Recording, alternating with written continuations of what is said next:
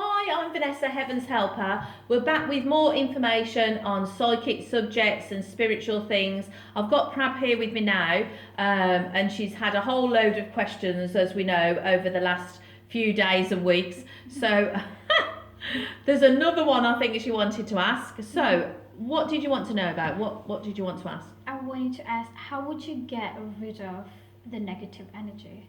Okay. Yeah. First of all, when you say negative energy, is it something or someone you're aware of, or is it just a feeling? So if you explain to me a bit more about what do you mean by that personally?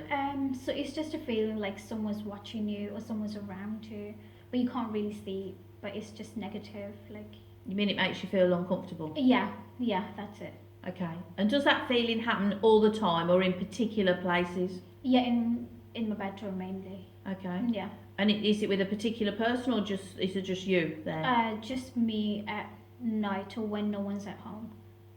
Right, okay. So for everybody that's watching, things to do with negative energy is a really, really big area, okay? Because there's a big scale of negative energy. So some of us might say that we spend time, that's why I asked you, with a certain person, and after you spend time with that person might be quite negative, or are you with me? They make your energies feel low, Right. and that's why I wanted to check with you to see whether it's a person first of all.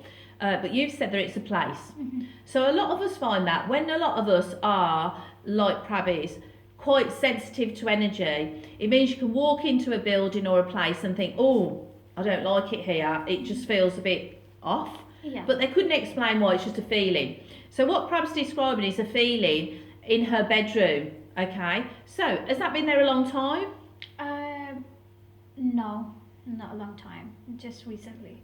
Would you say in the last few days or a couple of weeks? A few days.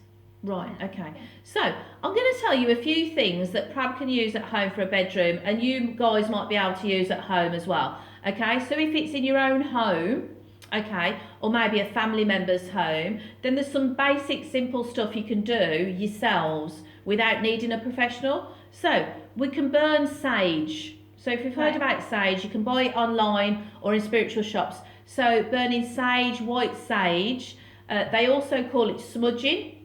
So you basically light it and then you'd move it around the area. So move it around the bedroom. Okay. Normally, when we're trying to clear anything negative, we'd move as well with the sage anti-clockwise. Okay. And it'd be a good idea as well when you're doing that to ask the angels to be with you.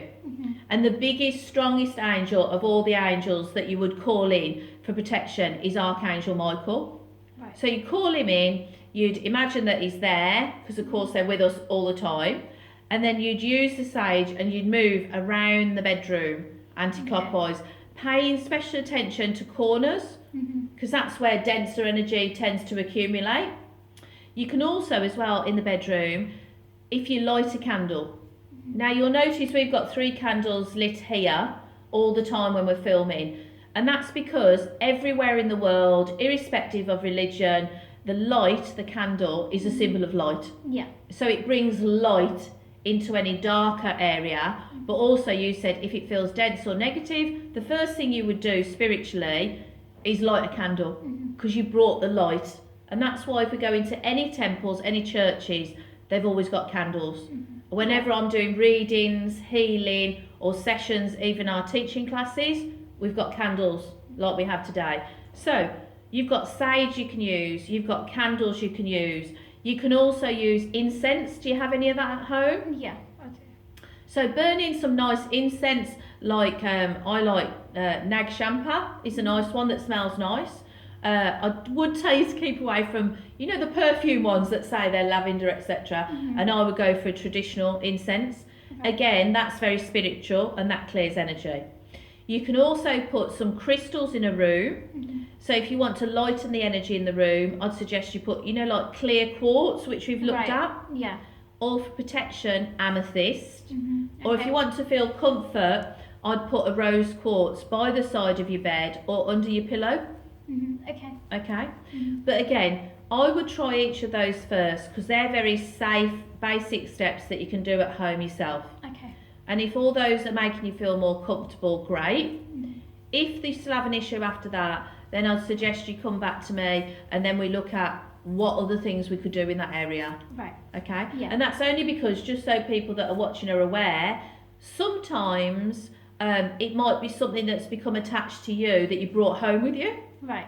That belongs to somebody else. Mm-hmm. And then some people have been living in houses and homes that maybe before they bought the house, somebody had passed away in that room or that house, like an old man or an old lady, and some of that energy can linger. And as you're becoming more sensitive, you might be able to pick up that now. Yeah. Whereas before, you might not have sensed it. Mm-hmm. Okay? Okay. Okay. So, I hope that helps. Yeah. That's all we've got time for today. And we'll be back with you soon so we can answer some more of your questions.